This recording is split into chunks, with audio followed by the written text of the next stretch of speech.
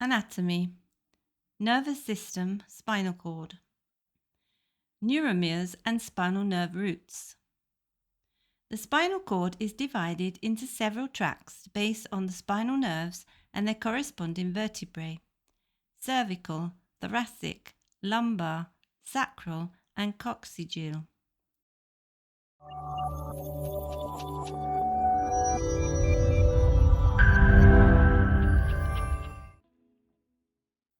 Each section comprises different neuromeres. Aligned with the vertebrae numbering, there are 8 cervical, 12 thoracic, 5 lumbar, 5 sacral, and 3 or 4 coccygeal neuromeres. Each neuromere is designated by a capital initial of its tract and the number of its corresponding vertebra. For instance, we have C1, C2, C3, and so on. A pair of spinal nerves, one on the right and one on the left, originates from each neuromere. These are mixed nerves, meaning they provide both sensory and motor innervation. Thus, each neuromere is responsible for the innervation of a specific skin segment called a dermatome and a specific group of striated muscles called a myotome. Sensory information travels from the skin to the spinal cord, while motor information starts in the spinal cord and innervates the muscles, transmitting impulses that enable movement. The fact that spinal nerves are mixed is fundamental to understanding their composition. Starting with the structure of the spinal cord, a topic we've partially covered when discussing its internal configuration. The axons of neurons that make up the nerves depart from the grey matter of the spinal cord. Specifically, the axons of motor neurons originate from the anterior horns, group together and form the nerve radicals and then the anterior roots. These axons cross the white matter and emerge from the anterolateral sulcus of the spinal cord. Conversely, the axons of sensory neurons form the radicals and then the posterior roots of the spinal nerves, which enter through the posterolateral sulcus. The anterior and posterior roots join along their course at the intervertebral foramen to form the spinal nerve.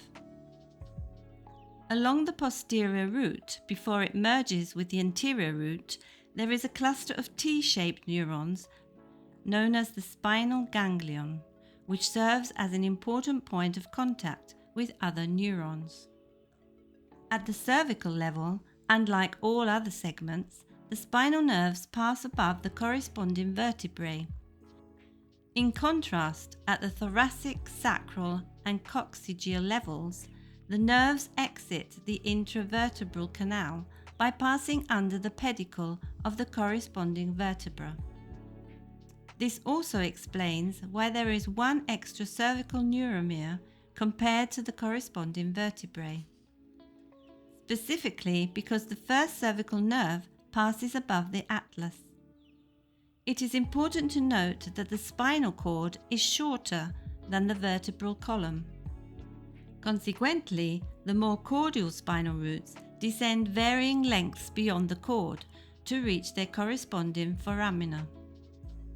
In doing so, they form a divergent bundle of spinal nerve roots called the cauda equina, which gathers around the terminal strand in the spinal theca, distal to the apex of the marrow. The spinal cord is extensively supplied with blood vessels that directly connect to those of the brain. This vascularization occurs via segmental arteries that originate from different levels of the spine, forming 2 networks, one outside the spinal cord, extramedullary, and one inside, intramedullary. Only the arteries of the intramedullary network penetrate into the medulla. The extramedullary network is situated within the pia mater and consists of different types of arteries that flow into the anterior and posterior spinal arteries. These arteries originate from the vertebral arteries before the basilar artery begins. They descend to merge and form a single anterior spinal artery, which runs along the frontal median fissure. Depending on their origin, they can be divided into two segments. The main anterior spinal artery originates from the junction of the spinal branches of the vertebral arteries and extends up to C5. The common anterior spinal artery originates from the junction of other arteries, known as the radicular medullary arteries, which we will discuss shortly, and can be seen as the continuation downward of the anterior spinal artery. Posterior spinal arteries. There are two of these arteries, right and left, branching medially to the posterior roots of the spinal nerves, running along the entire length of the spinal cord. This vascular system, extending longitudinally, is interconnected by a series of anastomoses, forming what is known as the pile arterial plexus. It's crucial to note that there are tributary vessels in this extramedullary arterial system, primarily composed of radicular medullary or radicular arteries. These arteries are named after the path they follow alongside the spinal nerves and their roots. Radicular medullary arteries originate from segmental arteries, which themselves branch off major arteries.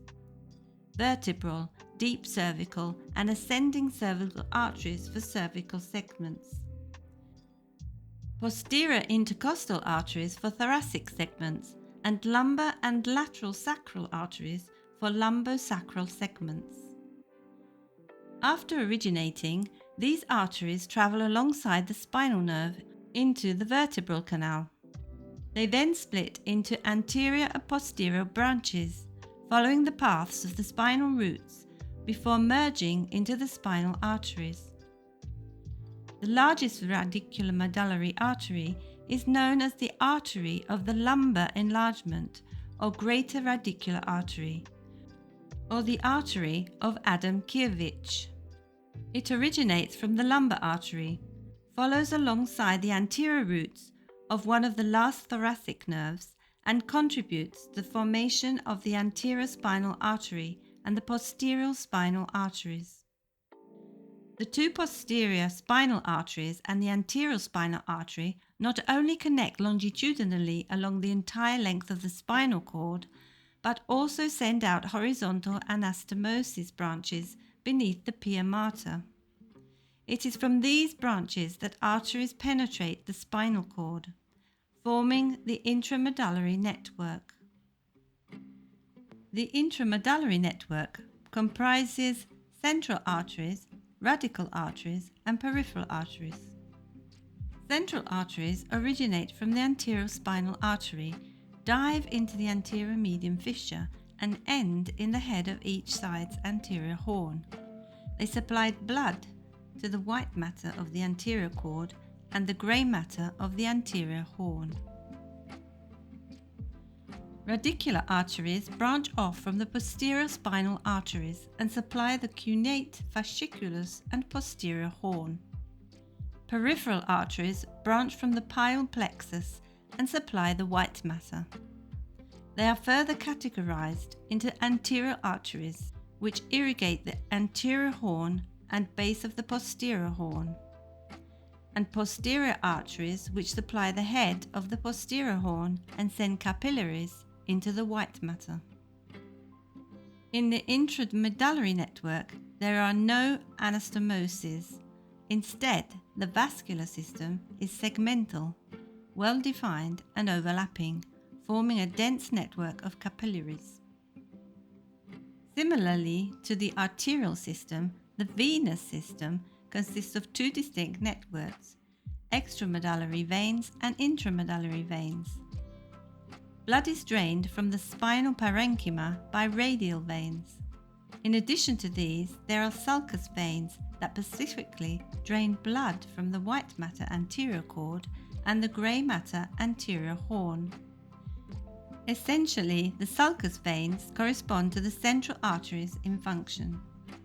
Regarding the extramedullary vein system, it's important to note that, similar to the arterial system, it resides within the pia mater and collects deoxygenated blood from the intramedullary veins.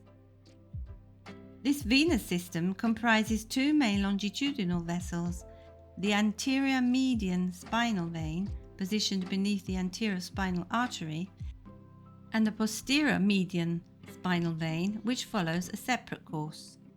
These two vessels are interconnected by various anastomoses, forming a pyoplexus that develops the surface of the spinal cord. The veins, responsible for draining blood from the spinal cord, subsequently flow into the epidural veins and intervertebral veins. The latter exit the spinal canal through the radicular veins, analogous to the radicular arteries, which then converge into major veins such as the vertebral, posterior intercostal, lumbar, and lateral sacral veins. Thank you for watching. This video was created by School of Biomedical Sciences, Agora. We hope you enjoyed it. If you're curious or have any doubt or question, please feel free to leave a comment below.